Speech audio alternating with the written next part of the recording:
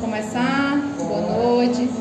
Hoje a gente começa mais um módulo, que é Ética em Saúde. A gente inicia hoje e finaliza segunda-feira, né?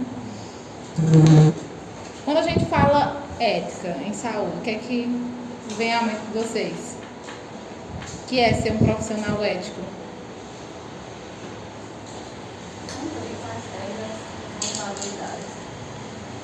Cumprir as regras, as responsabilidades, o que mais?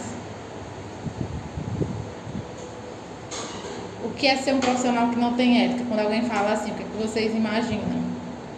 Mal educado. Ser mal educado, ter alguma atitude, né, assim, por exemplo, de desrespeito. O que mais? Chegar a estar sentado esperando, sei lá o quê. Não saber atender bem, né, acolher. Lá mexendo no celular. Pior.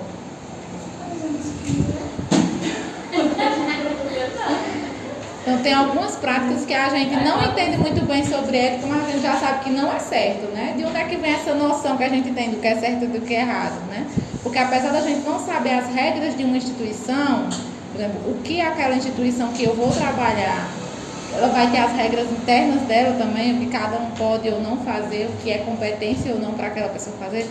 Se não é minha competência, é a competência do outro. Mesmo que eu faça, eu vou estar fazendo errado, né? Porque eu tenho que respeitar o espaço de cada um, a prática de cada um. Mesmo a gente não sabendo sobre isso, a gente tem uma noção.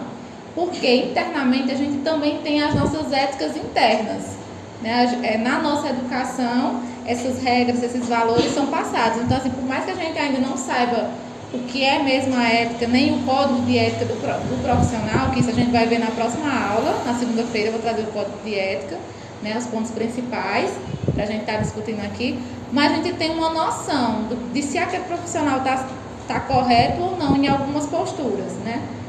Vestimentas, a maneira de se comportar, porque assim, quando a gente está no nosso ambiente, em casa, na rua, a gente se comporta da maneira que a gente acha adequada. Quando a gente está numa posição profissional, a gente tem uma maneira de se comportar diferente. A gente tem que saber dividir isso, né? Por mais que ali à minha frente esteja alguém que eu conheça, eu não posso agir com essa pessoa como se fosse um colega. Naquele momento eu estou ali como profissional. Então eu também tenho que me portar como um profissional. E aí é onde as pessoas vão entender, né, vão nos respeitar enquanto profissional, sabendo que a gente também se porta diferente frente ao lugar que a gente está. Então, por isso que independe, por exemplo, uma boa profissional, e eu estou falando no caso nós mulheres, porque nós somos muito questionadas em relação a isso, por exemplo, tem algumas pessoas que querem associar o fato da sua vida pessoal à sua vida profissional, que isso não tem nada a ver. Então não é porque, por exemplo, você sai, você bebe, você se diverte, que você não pode ser uma boa profissional. Né? Que algumas pessoas às vezes querem misturar as coisas, que a sua vida pessoal não só diz respeito a você. Mas naquele ambiente onde você está enquanto profissional, aí sim você vai se portar de uma maneira diferente. Mas uma coisa não tem nada a ver com a outra. Você pode ter sua vida social, se divertir, sair com seus amigos. O que você faz fora do seu ambiente de trabalho só diz respeito a você. Então, muitas vezes, só quem é questionado somos nós mulheres. Porque o homem nunca é questionado em relação a isso. Por exemplo, se ele é uma pessoa, por exemplo, que trai a esposa, que é um péssimo pai, mas todo mundo só vê a figura dele enquanto profissional. Se ele for um bom profissional, ninguém vê o restante. Né? Mas a mulher ela tem que ficar o tempo inteiro tentando se reafirmar, tendo que ser uma boa esposa, trabalhar e ser a melhor trabalhando, educar os filhos e ser a melhor mãe. Nem tudo ela tem que se destacar, e às vezes uma coisa que ela faz na vida pessoal descredibiliza o trabalho dela, como se ela fosse uma péssima profissional por isso, que uma coisa não tem nada a ver com a outra.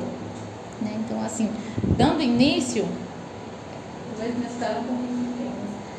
é justamente essa noção, né, do que é certo e do que é errado. A ética é fundamental nas relações de convivência, está diretamente ligada ao respeito ao próximo, né, que até você falou, né, educação, ser mal educado, como a gente quer que é, porque diz respeito a essa relação com o outro, as leis e a instituição para a qual trabalhamos. Porque existem as regras gerais, as regras de convivência sociais, né, o que pode ou não socialmente, e existem aquelas regras internas de cada instituição, que a cada instituição vai mudar. E aí a gente tem que ir entendendo como é a cultura, né, e as regras dentro daquela instituição que a gente vai estar. Porque muitas vezes quando a gente muda o local de trabalho, a gente já percebe que algumas coisas mudam, né? Que tem algumas coisas mais flexíveis, outras não. Em determinadas instituições pode algo, na outra não. Já tem algumas, por exemplo, que proíbem o uso do celular. Aí já tem outras que deixam, mas sempre orientando os profissionais para não estarem no celular o tempo inteiro, ou só pegar no celular quando não tiver ninguém para atender. Então, vai depender de cada instituição essas regras internas.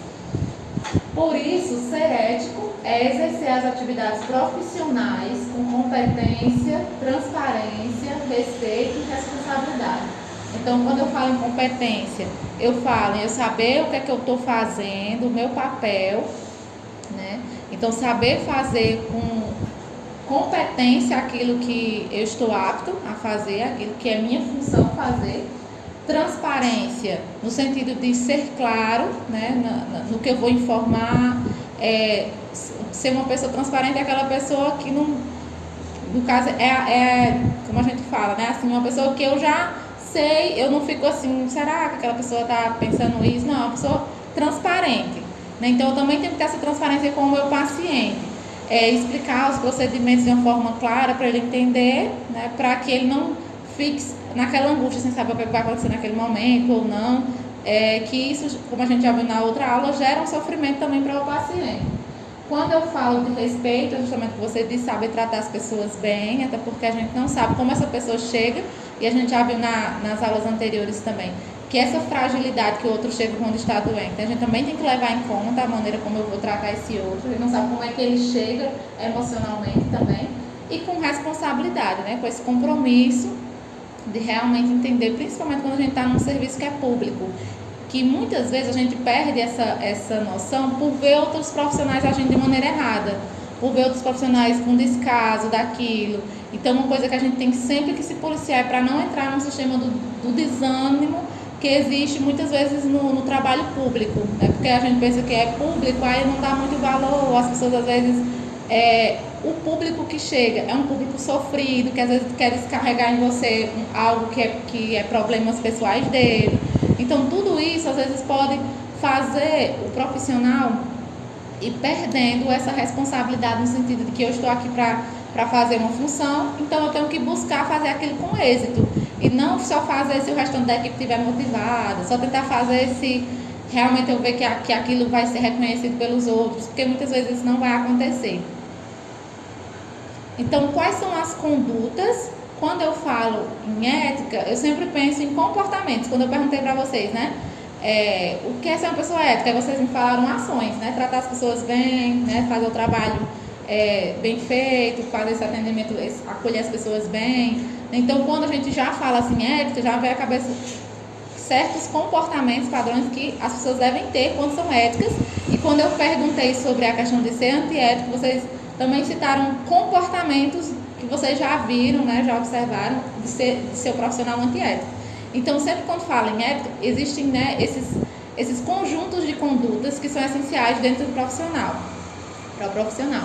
Então, conhecer e aplicar a ética na saúde é fundamental, uma vez que a humanização no atendimento ao paciente de hoje exige mais do profissional. Então, por que hoje em dia, né, se exige mais do profissional, né, como está dizendo aqui? Por dois motivos. Primeiro, porque o paciente que vai chegar, que está chegando no momento, ele tem mais conhecimento. Ele não é tão leigo como antigamente, onde, tipo assim, um profissional de saúde estava ali, dizia uma coisa e era lei, né? Eles seguiam, eles eram detentores de conhecimento, então a pessoa não sabia de nada. Hoje em dia é diferente, o público ele já conhece, ele já pega aqui o celular, pesquisa, será que isso aqui está certo mesmo? Será que era para ser assim mesmo? Então, tipo, ele já vai detentor desse saber, ele está mais empoderado nesse sentido, de que ele não vai aceitar um profissional tratar ele mal, ele vai sair falando, ele vai sair reclamando, porque ele sabe que é um direito dele ser bem atendido. Então, assim, um dos motivos é esse, o público mudou, esse público ele está mais consciente, ele está mais consciente desses direitos, né, em relação a como esse profissional tem que agir com ele. Eles às vezes filmam, postam na internet, expõem o profissional se estiver agindo de maneira incoerente, né? A gente vê muito isso nas redes sociais, às vezes. Se alguém estiver atendendo mal alguém, as pessoas filmam, viraliza aquela pessoa a internet começa a criticar, né? Então, assim, como é que fica a imagem daquele profissional futuramente, né? Já tendo se disposto dessa maneira. Então, hoje em dia, cada vez mais o profissional ele tem que se adequar a isso justamente por esse motivo, porque o perfil do público mudou. E o segundo ponto é a concorrência também, porque hoje em dia tem mais profissionais no mercado, todos os meses, né, a cada 6 meses, a cada um ano, tem aí pessoas se formando, entrando no mundo do trabalho. Então, se eu não me atentar a fazer um trabalho humanizado, criar vínculos de confiança com os meus pacientes, né, e fazer um nome, vai ficar muito mais difícil, porque o mercado está competitivo e vão ficar os melhores, aqueles que sabem trabalhar bem, que sabem acolher bem as pessoas. Então, por esse motivo, né, se torna cada vez mais importante a gente conhecer sobre a ética na saúde para melhorar esse trabalho humanizado, né, que eu já falei para vocês também sobre essa questão da humanização no atendimento, né, quando a gente foi começar a aula do módulo anterior. Então, uma formação mais abrangente nas relações à atuação moral parece ser fundamental para o sucesso da relação com o paciente e da sua aceitação do que é proposto pelo profissional para a promoção do seu bem-estar. Aqui nesse ponto falo justamente do que eu também já falei na aula passada, né, sobre a questão de que quanto mais o meu vínculo com o paciente é de confiança, mais ele vai ter êxito naquele tratamento, mais ele vai escutar o que eu estou dizendo, vai colocar em prática. Se o paciente não sentir essa confiança, você vai falar ali, ele não vai aceitar tão bem o tratamento e às vezes vai sair dali e não vai seguir nada do que foi recomendado. Então, tudo isso porque tem a ver com o vínculo, esse vínculo entre o profissional e o paciente. E o que é a ética na saúde? Né? Porque tem a ética no total e aqui a gente está adentrando nessa parte de falar da ética voltada para a saúde. Por mais lógico que possa parecer, compreender o que é ética aplicada à saúde é muito importante para qualquer profissional que atue nesse segmento.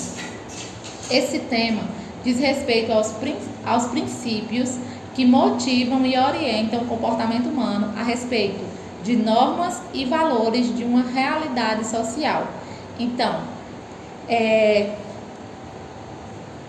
como eu já falei, né, vai ter essas normas e esses valores dentro daquela realidade social. E às vezes, mudando de sociedade para sociedade, às vezes até de uma cidade para outra, de um estado para outro, isso já pode ter uma variação.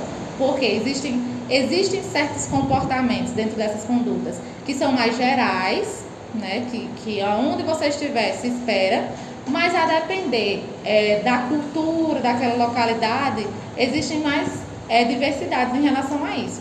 Por exemplo, tem mais cidades que são mais acolhedoras nesse sentido, né, assim, de comunicação, as pessoas são mais comunicativas, são mais acolhedoras, e já tem cidades onde as pessoas são mais reservadas, não tem muito isso de um vizinho conhecer o outro. Então aí, até no atendimento isso já é diferente, porque assim, talvez o que para você seja um acolhimento, estar ali conversando com aquela pessoa, puxando assunto, a depender da cultura, isso ali já vai ser uma coisa invasiva, o outro não vai aceitar como uma coisa bacana, já vai achar que você está assim, adentrando, querendo saber demais. Então, por isso que a gente vai vai levar em consideração essa realidade social, como é que é a realidade onde eu estou inserido. E às vezes um profissional que é acostumado com determinada localidade, quando ele se desloca para outra, ele sente assim um pouco que tem que se adaptar àquilo, né? De alguma forma, para ter condutas éticas, eu também tenho que entender um pouquinho sobre como é a cultura daquele local onde eu estou. Então, na saúde, ela pode ser compreendida como um conjunto de regras e preceitos morais de um indivíduo. E isso deve ser aplicado à avaliação de méritos, riscos e preocupações sociais das atividades de promoção do bem-estar dos pacientes, enquanto leva em consideração a moral vigente em um determinado tempo e local. Ou seja, a gente tem os nossos conjuntos, né, de práticas relacionadas aos valores, né, que cada um desenvolve pessoalmente. Então, a gente traz esse conjunto de normas do que, ao nosso ver, é correto ou não, e a gente ainda leva em consideração a moral vigente naquele tempo e naquela localidade. Tempo porque, a depender também, por exemplo, como era antigamente, essa questão já não é mais como é hoje. Então, assim, a gente vai evoluindo, então a gente tem que levar em consideração também esse tempo. Qual é o tempo em que eu me encontro? Porque, por exemplo, atualmente tem muito uso das redes sociais, né, do celular, coisas que antigamente não tinha. Então, assim, a gente tem que levar em consideração também o tempo em que a gente está, esse tempo mais tecnológico, né, o momento em que eu estou e também o local, né, não só a questão do local, mas o tempo também. E qual é a necessidade, né, dessa ética na saúde? Nos tempos atuais, conhecer e aplicar a ética na saúde é fundamental, uma vez que a humanização, nos mais variados campos, é amplamente debatida e estimulada na sociedade. Então, se cada vez mais a gente tem falado nesse atendimento individualizado, humanizado, né, que para vocês verem como é algo importante. A gente viu no módulo anterior e aqui volta novamente essa preocupação com o atendimento humanizado. Se cada vez mais isso está sendo discutido na sociedade para que os profissionais sejam mais humanos nos seus atendimentos, para ser mais humano eu também tenho que entender que práticas humanas são essas. E se é uma prática para melhorar o atendimento e deixar ele mais humanizado, com certeza está dentro dos princípios éticos, porque a ética busca isso, reconhecer a autonomia do indivíduo, respeitar aquela autonomia também, trazer esse acolhimento, não tratar só a pessoa como a doença em si, né? Mas como um indivíduo que está ali e precisa desse cuidado. Enquanto o paciente antigamente aceitava as orientações sem contestação, o de hoje exige mais do profissional, né? Que foi o que eu já falei. Antes, o paciente, ele aceitava tudo sem contestar, ele não tinha aquele conhecimento, então o profissional estava dizendo que era aquilo e ele aceitava. Hoje já não, o perfil desse paciente mudou, né? Então agora ele está questionando, ele está pesquisando, ele vai procurar às vezes outra opinião profissional para realmente ter certeza se é aquilo. Então ele está mais detentor desse saber e usa isso, né, para mesmo desafiar o profissional. Às vezes ele fica ali esperando como é que vai ser a conduta para ver se vai ser certo, se vai ser como ele já pesquisou, como seria. Então, sempre, a maioria dos pacientes, eles já chegam, às vezes, até dizendo o que é que eles têm, né? De tanto que eles já pesquisaram sobre aquilo. Então, o paciente, hoje em dia, ele tem essa detenção de saber, mesmo que seja um saber leigo ainda, mas ele vai atrás de saber outras informações, além do que ele já sabe. É fundamental, portanto, respeitar as necessidades individuais e conquistar a confiança de forma natural e gradual. E aqui, quando eu falo assim, respeitar as necessidades individuais, além da gente levar em consideração a fase, né, que a gente viu na aula anterior, a fase do desenvolvimento que aquele indivíduo se encontra, né, a maneira como eu vou me importar a ele, a depender dessa fase, entender o lugar onde ele está frente àquela fase, além de levar em consideração isso, levar em consideração também o gênero da pessoa, porque hoje em dia se fala muito também da questão, né, da classe dos LGBTs, né? Então, assim, hoje tem a questão dos trans que querem ser chamados pelo nome social e que ainda é uma coisa nova, mas que já está sendo cobrado como uma coisa antiética. Você ter lá o documento, aí eles têm o nome social e você chamar pelo outro nome. E isso não está levando em consideração respeitar o direito daquela pessoa de querer ser chamado por um nome social. Então, isso pode dar, às vezes, até conflitos. O profissional pode ser chamado de homofóbico, né? Então, para evitar isso, quando eu levo em consideração respeitar essa individualidade, eu vou entender que se o paciente X chega e me mostra uma identidade que tem um nome social, é porque ele quer ser chamado por aquele nome social. Então, eu tenho que me atentar também a essas individualidades. Isso fica mais fácil quando se esclarece os procedimentos, se debate as dúvidas e se transmite segurança com um linguajar compreensível e adequado para quem não é especialista na área. Então, aqui, nesse ponto, ele está falando justamente sobre essa linguagem clara, onde eu explico o que vai acontecer, né, o procedimento que vai acontecer, de uma maneira que ele entenda, porque muitas vezes o profissional, principalmente o médico, fala num linguajar que o paciente ele fica assim ouvindo, mas ele não está entendendo nada, né? Então, assim, às vezes a gente, enquanto profissional de outra área vê aquilo, aí depois a gente tem que chegar e explicar, você entendeu o que é que vai acontecer, né? O médico falou isso, isso e isso, você vai fazer isso, isso e isso. Então, assim, às vezes a gente tem que ter essa noção, porque o médico ele fica tão no automático de falar umas palavras bem difíceis, que ele não se atenta a isso. Tem alguns médicos que já têm mais essa preocupação de fazer um atendimento humanizado, tem alguns até que digitam a receita ao invés de escrever, porque já sabe que os pacientes não vão entender as letras dele, mas isso ainda é um número mínimo de médicos que tem essa preocupação do paciente realmente sair de lá sem nenhuma dúvida. Mas tem pacientes que às vezes saem da consulta, pegam a receita e não entendem nada que está ali. Ele não sabe nem o que é para fazer, né? Então, assim, não ficou claro, não foi um atendimento humanizado nem exitoso. Porque se o paciente sai com dúvida sem entender, ele certamente não vai cumprir aquilo ali. Vai atrás, às vezes, de outra pessoa para ver se entende a receita, para ver como é que está. Então, assim, quando eu explico de uma forma acessível, num linguajar claro, tem mais chance daquele paciente cumprir o que eu estou dizendo e se sentir seguro com aquilo, porque você está explicando na linguagem que ele pode compreender. E quais são os desafios para aplicar essa ética na saúde?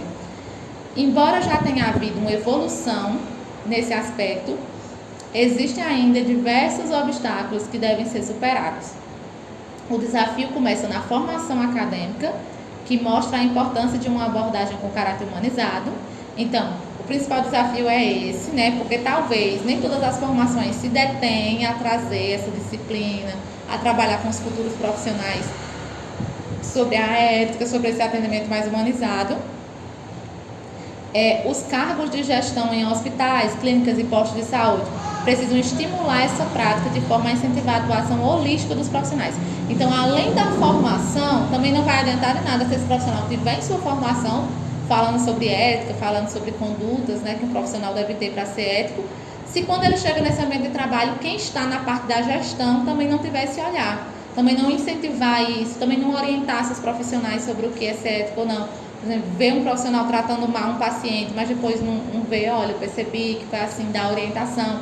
Tentar sempre incentivar esse trabalho multidisciplinar para ver se esse indivíduo que está ali como um todo, o que é ver de uma forma holística. Holística quer dizer como um todo, como a gente já falou aqui também, né? Não ver só a doença ou só uma parte da pessoa, mas ver que ali é um humano como um todo que está chegando doente. Então, esses são os dois principais desafios. A questão da formação acadêmica, né, na parte quando a gente está sendo formado enquanto profissional, trabalhar sobre isso, conhecer sobre isso, para poder ter a detenção deste conhecimento. E o segundo passo é as gestões, as pessoas que estão à frente, né, das instituições, hospitais, clínicas, postos de saúde, que eles também tenham esse olhar para incentivar a equipe a sempre buscar fazer um atendimento humanizado. Né? Não colocar o paciente para andar para vários locais, tipo, não é aqui não, isso não, mas também não orientar para onde é. Aí lá vai o outro, se desloca para outro lugar, não é. Fazer o paciente caminhar várias vezes e sem resolver o problema. Então, assim, se o paciente chegar até mim e não é ali que eu vou resolver, eu tenho que pelo menos tentar dar uma orientação a ele, tentar me colocar no lugar daquela pessoa. Se fosse eu, como é que eu gostaria de ser atendido? Né? Porque tudo isso está dentro do que se espera de ser ético ou não, ser um profissional ético ou não. Então, aqui eu vou trazer algumas dicas, né, que o autor traz para uma conduta mais ética na saúde. Então, primeiro, respeitar a equipe multidisciplinar. Então, como vocês podem ver, é um ponto importante, né, visto que já falei sobre isso quando a gente estava falando sobre a outra disciplina, né, logo no início, sobre essa questão de como é importante quando a equipe se dá bem, quando a equipe sabe trabalhar junto, quando um respeita o espaço do outro, quando eu sei até onde eu posso ir, até onde o outro pode ir, também no que a gente pode se complementar, no que o meu saber pode dar um suporte para aquele profissional, no que o saber daquele profissional também pode me acrescentar. Então, uma dica importante para manter a ética na saúde é prezar por um bom relacionamento com os demais participantes da equipe multidisciplinar, né? E aqui eu relembro também a parte que a gente falou sobre comunicação, né? Para ter um bom relacionamento com as pessoas, a gente precisa se comunicar bem. Então, assim, para eu me entrosar dentro da equipe, me comunicar bem com os outros profissionais, eu tenho que saber falar com esse outro, né? E aí evitando sempre tomar uma postura autoritária ou tomar uma postura passiva, porque nenhuma dos dois tipos de comunicação, como eu já falei nas aulas anteriores, elas são boas, né? O importante é a gente sempre tentar manter ali o equilíbrio, nem sendo passivo, nem sendo agressivo na nossa comunicação, tentando expor a nossa opinião, o que a gente pensa, sem ser agressivo, né? De uma forma que seja num diálogo, não seja numa briga, numa discussão. Mesmo que eu discorde do outro, que eu discorde dialogando com esse outro, dizendo os meus pontos, por que eu penso daquela forma, por que eu acho que aquilo é correto ou não acontecer. Embora isso pareça simples, em um primeiro momento, os desafios do dia a dia e a própria rotina podem tornar uma tarefa mais árdua.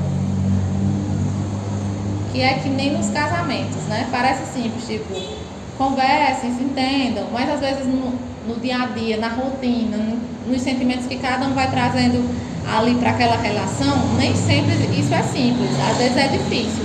Até para você falar com o outro que não gostou de algo que o outro fez, é difícil, né? Assim, aí você fica protelando aquilo, mas a comunicação é necessária. Não é fácil, mas é necessária, porque se eu ficar com algo me incomodando, eu vou começar a agir às vezes indiferente com esse outro, vai atrapalhar ali o nosso relacionamento profissional e o paciente ele pode até perceber que há esse conflito, né, entre a equipe. Então não é interessante isso.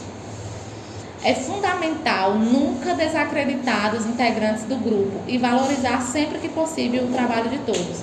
Então, a gente não pode, por mais que a gente saiba que às vezes tem um profissional que a gente não acredita tanto assim no potencial dele, a gente não pode deixar claro isso ou ficar falando isso ou excluir esse outro, né? Se ele está dentro da equipe, eu tenho que respeitá-lo enquanto profissional, eu tenho que acreditar nesse potencial dele. Eu não posso, por exemplo, ficar excluindo, não, fulano não vai saber fazer isso não, deixa para outra pessoa, essa pessoa aqui não, porque aí é que esse outro nunca vai aprender mesmo. Se eu sempre estiver excluindo esse outro, achando que ele não é capaz, que ele não vai dar conta, esse outro nunca vai aprender. Então, se eu vejo que um profissional ele tem mais dificuldade, eu tenho que, enquanto o outro profissional que estou lá, ajudar ele, tentar dar um suporte. Eu estou percebendo que você está com dúvida nisso, vamos que eu vou lhe ajudar, eu já tenho mais experiência nisso. Então, e isso faz um diferencial na equipe, porque o outro vai se sentir também seguro de dizer o que ele tem mais dúvida ou não, de ver em você essa referência. Então, quando a gente exclui esse outro, não acredita na capacidade desse outro, a gente torna esse ambiente até mais pesado, porque esse outro vai se sentindo excluído, né? A equipe percebe que ali não está havendo um entrosamento. Isso tudo influencia no atendimento do paciente, que não vai ser exitoso do jeito que deveria ser, né? Se a equipe trabalhasse junto. Quando houver algum equívoco, é essencial que ele seja debatido e discutido antes de trazer algum engano moral perante os pacientes. Então, qualquer equívoco, qualquer coisa, assim, você viu um outro profissional fazendo algo errado ou fazendo algo que você não concordou, que você achou que não era ético, alguma coisa assim, chama o profissional, conversa sobre aquilo, para que aquilo, mas foi uma coisa tão pequena, eu vou deixar passar. Mas aí em um outro momento vai acontecer de novo, você vai só acumulando e de repente você está brigando com o outro na frente do paciente. Então, tenta resolver sempre, nem que seja algo pequeno, resolva sempre, porque aí não vai acumular, chegar num ponto de às vezes você acabar sendo grosseiro com o outro profissional na frente do paciente, que isso também não é legal, né? Não sei se vocês já presenciaram uma coisa assim, mas é uma situação desconfortante. Tipo, você está lá para ser atendido e os profissionais discutindo, ou brigando, ou dizendo alguma coisa assim que você não tem nada a ver com aquela discussão, né? Não é interessante. Outra coisa também que é muito importante, que muitas vezes é uma prática que os profissionais acabam esquecendo um pouco, é a questão de manter o sigilo do paciente, né? E quando a gente fala do sigilo, hoje em dia, pela questão da tecnologia, a gente não fala mais só em não falar, né? Porque, por exemplo, fulano e tal chegou lá no hospital ou onde eu estava atendendo, seja lá onde foi a instituição, e chegou com um caso assim, né? Fulano e tal que apanhou do marido, não sei o que, e saiu comentários, visto que você era o profissional que estava lá, né? Então, de resguardar a questão do sigilo profissional, no sentido de que esse paciente que está lá, ele não quer que a vida dele seja exposto. Às vezes a família nem sabe que ele está doente, com alguma doença mais séria, e já sai o boato, fulano está com uma doença tal. Então, além de eu resguardar a questão sigilosa, né, do que é confidenciado, de doença, do que o paciente está passando, do que aconteceu com aquele paciente, outra coisa importante é a respeito das fotografias, principalmente quando são pessoas assim mais conhecidas. Aí sofreu um acidente, aí tá lá a foto no hospital, o paciente lá todo machucado. Alguém tirou essa foto. Ah, porque fulano tá aqui. Seja famoso, seja uma figura pública ou não. A gente tem que manter essa questão de, se o paciente está lá no momento fragilizado, doente ou acidentado, a gente não tem que estar informando para o restante do mundo aquela informação. Deixa para as mídias postarem, né?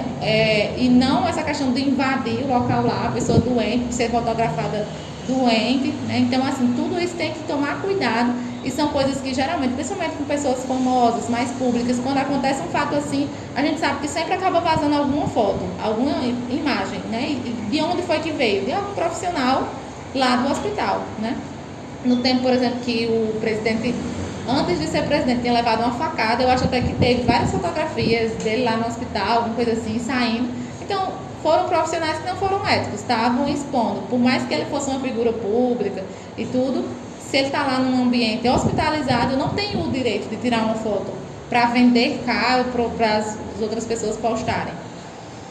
Então, manter o sigilo é um princípio ético indispensável, mesmo que qualquer conversa ou revelação tenha a melhor das intenções, como, por exemplo, citar casos que estimulem outros pacientes, ou seja, eu não posso nem contar para outro paciente a história de outro paciente, tipo assim, porque eu vou contar para ele se sentir bem, para aquele motivar ele. Não, eu enquanto profissional, eu não posso estar levando, né, expondo aquele paciente, por mais que a minha intenção seja boa, não vou contar para ele porque aí ele vai ficar bem, porque foi um caso que aconteceu, né? Deixa para outras pessoas contarem suas próprias vivências, você não está ali para aquela função. Por isso, é muito importante tomar cuidado para não divulgar qualquer informe que tenha origem nas consultas, né? Ou num atendimento, ou às vezes você está lá, você nem está atendendo, mas alguém está perto de você e fala alguma informação. Se você está lá enquanto profissional, se você ficou sabendo daquela informação enquanto profissional, guarda para você, né? A não ser que realmente seja algo importante para o restante da equipe saber, né? Porque vamos supor, seja um dado que o paciente tem alergia a alguma coisa, que um parente estava comentando com o outro, ou alguma informação relevante para aquele atendimento. Aí sim vocês podem repassar para a equipe. Agora, não sendo algo que vá melhorar o atendimento, deixa aquela informação em off. Da mesma maneira, deve-se manter em segredo todas as informações clínicas ou que sejam provenientes de estudos compartilhados e debatidos pela equipe multidisciplinar. Então, as informações também clínicas, né, só devem ser repassadas para o próprio paciente e vocês além para a equipe. Evitar falar sobre o que está lá no prontuário, sobre as condutas do que está sendo ali sendo tomado, as condutas relacionadas ao tratamento, né, somente com a família, com o paciente. E a depender, olhe lá o familiar, se realmente o paciente permitir, se for um familiar realmente que o paciente queira contar, porque se for um paciente que ele não se sinta também confortável, um familiar, o paciente não se sinta confortável, você também não deve falar, expor. A regra vale o mesmo que os dados, a regra vale mesmo que os dados tenham sido obtidos em discussões, prontuários, relatos e outros. Então, respeitar as normas internas e externas. Então, as internas são o quê? As da instituição, da própria instituição. E as externas é a parte mais social, mais geral. Todas as profissões da área de saúde têm associações de classes específicas que procuram regular a prática, normalizar a atuação e defender os direitos dos profissionais. Então, todas as classes, tipo a classe da enfermagem, né? Ela também vai ter a sua regulação, as práticas, vai ter o código, né? Que a gente vai ver na aula que vem. Então, as profissões, elas tendem a fazer isso para regulamentar aquela profissão, para todo mundo sair fazendo uma coisa diferente. Então, lá já tem o que é esperado do profissional e o que o profissional não pode fazer, o que não é permitido que ele faça enquanto profissional. E em outras coisas, essas instituições estabelecem código de ética para nortear e estimular uma atuação positiva dentro da norma vigente na época e no local. Por isso, é muito importante respeitar essas normas, bem como as regras internas de hospitais, clínicas e postos de saúde. Então, além de respeitar o Código de Ética Profissional, né, que é essa parte mais geral, que vai ser para todo profissional seguir, a gente também tem que levar em consideração as regras internas, né, que são as regras institucionais.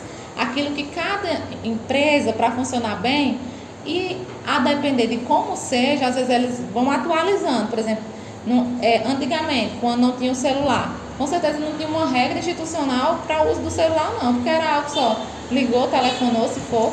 Mas agora, como as pessoas estão mais nessa questão de usar o celular, isso pode comprometer o trabalho do profissional, com certeza as instituições agora têm regras a respeito disso. Então, as instituições elas também vão atualizando, né, ao longo do tempo. A parte também dos conselhos, né, de classes profissionais, eles também vão se atualizando. Por exemplo, com certeza no Código de Ética não tinha nada talvez específico para a questão dos atendimentos online, né, que foram liberados para serem feitos nessa pandemia. Mas depois dessa pandemia, que os profissionais estavam fazendo atendimentos online, com certeza tem normas hoje específicas sobre como é que você deve atender, o que é que você deve resguardar. Por exemplo, quando eu vou fazer um atendimento online, como é que deve ser esse atendimento online, o que é que eu tenho que repassar para esse paciente antes para ter essa questão do sigilo, vá para um local reservado da sua casa para a gente fazer o atendimento. Tudo isso teve que ser explicado, porque não era fazer um atendimento de qualquer jeito, já que tinha sido liberado nessa questão dos profissionais fazerem atendimentos remotos, porque as pessoas não estavam podendo sair de casa. Tinha também que ter normas e regras para como iria ser feito, quais as plataformas iriam ser usadas. Iriam poder usar as redes sociais normal, WhatsApp, ou teria que ter uma plataforma específica para ter essa questão do sigilo mais resguardado, né? A depender da questão do paciente, da escolha do paciente. Também é indispensável observar as atitudes, condutas e legislações, bem como facilitar a troca de informações entre as especialidades e as disciplinas da área. Então, ter cuidado na relação com o paciente.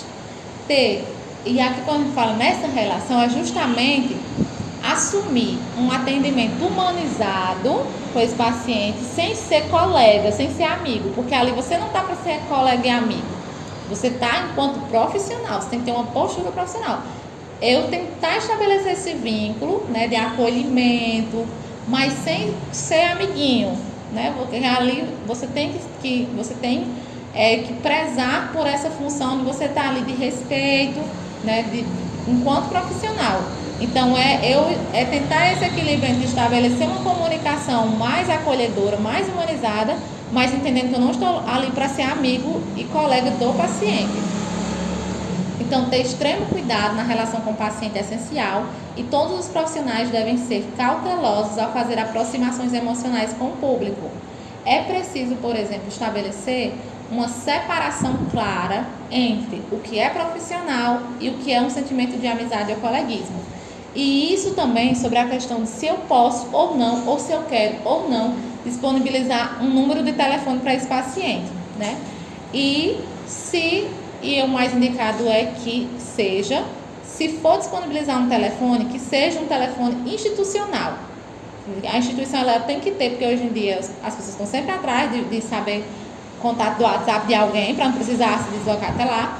Mas o interessante é que seja apenas para o trabalho, né? Que a instituição esteja ali, porque no horário de trabalho você vai poder estar respondendo, atendendo, respondendo alguma coisa. Mas na hora que você estivesse no seu ambiente em casa, você não vai estar atendendo, respondendo a pacientes, a informações sobre o seu trabalho, se você está em outro local. Então, alguns às vezes disponibilizam, e aí também é uma escolha do profissional, porque assim, você vai querer estar recebendo essas mensagens, né, em outros momentos que você não está no seu ambiente de trabalho, né? Então, assim, vai uma escolha também do profissional nisso. E aí é uma escolha, assim, às vezes a pessoa libera quando não passou já por várias situações, em várias pessoas chamando. Então libera, aí quando passa pela experiência, não, eu não vou querer mais isso, né? Aí já chegou no limite, né? Chegou, às vezes é uma coisa que está incomodando muito. Aí as pessoas já dizem, ó, eu vou ter um número profissional e um número pessoal. Ou então vou falar com o pessoal da instituição para a instituição ter um WhatsApp que seja para responder as questões relacionadas ao trabalho. Porque aí todo mundo vai. Hoje em dia, quem não tem um acesso num telefone, um Instagram, fica sem essa comunicação com o público. Hoje em dia até os PSFs estão fazendo Instagram, as pessoas entram em contato para saber qual é o dia de se vacinar. Então assim, os equipamentos de saúde tem que estar se atualizando para um melhor atendimento. E hoje em dia o melhor atendimento é o responder, tirar algumas dúvidas de forma remota, online, porque não precisa o paciente correr o risco de ir até lá, né, por conta dessa questão do coronavírus, de estar acumulando, de se deslocar, às vezes é um idoso que está ficando mais em casa por conta da pandemia. Então eu só pegar o telefone, mandar uma mensagem ou ligar, já resolve meu problema, não preciso me deslocar até lá. A tecnologia, né, é outro ponto, saber usar as mídias sociais, né, que já foi algo até que a gente já começou a falar agora. A tecnologia tornou todas as relações mais dinâmicas e nos dias de hoje, sites como Facebook, Instagram, podem ser excelentes para divulgar conhecimento e informação.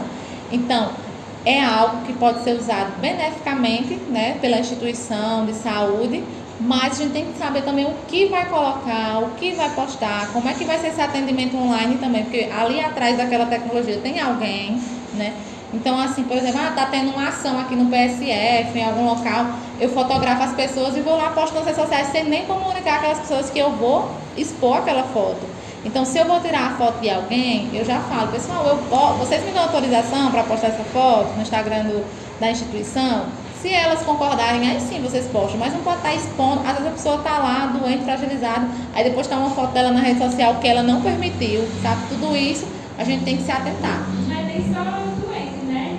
São ocasiões também. Você chegar a querer tirar foto e pega aquela pessoa, aí posta no Facebook e aí...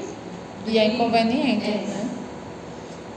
Por isso que tudo, assim, até um profissional que está ali trabalhando comigo, ele tem também que dar autorização, né? Eu era um profissional que estava atendendo na hora e eu tirei uma foto. Nem disse a ele para que era aquela foto que eu iria postar para divulgar que estava tendo aquela ação. Então, eu perguntar, tudo bem eu postar? Porque tem gente que é mais de boa, não quer nem saber se a foto está boa, se não dá, posta. E já tem gente que não gosto não gosto que tirem foto minha. Então, assim, a gente também tem que respeitar, né?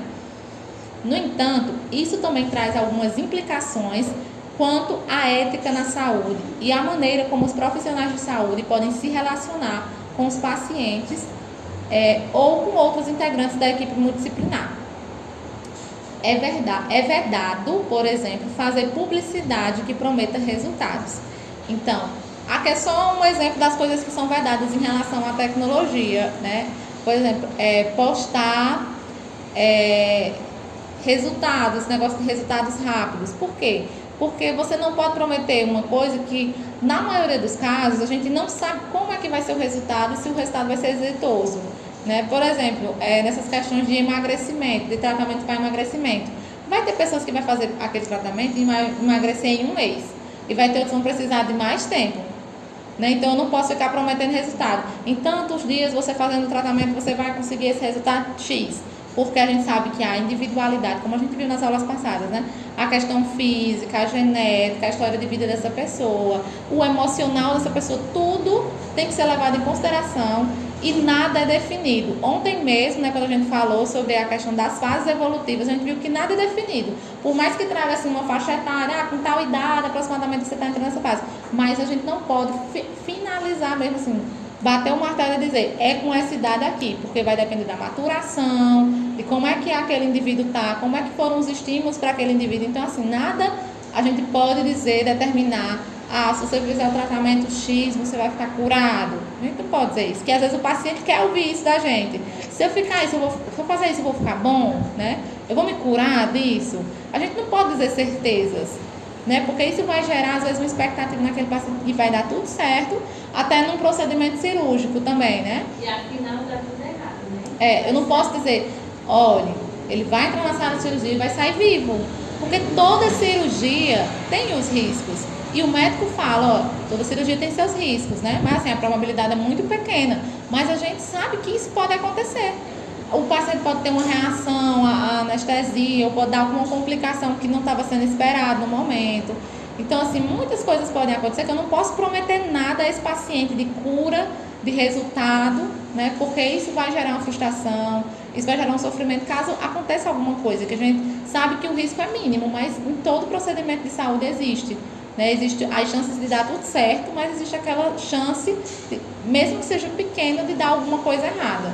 Eu também não posso ficar prometendo isso, porque na hora o paciente quer ouvir aquilo, na hora eu estou com pena do paciente, eu quero dizer alguma coisa para ele. Não posso prometer, né, esses resultados e prometer coisas que não estão sob o meu controle.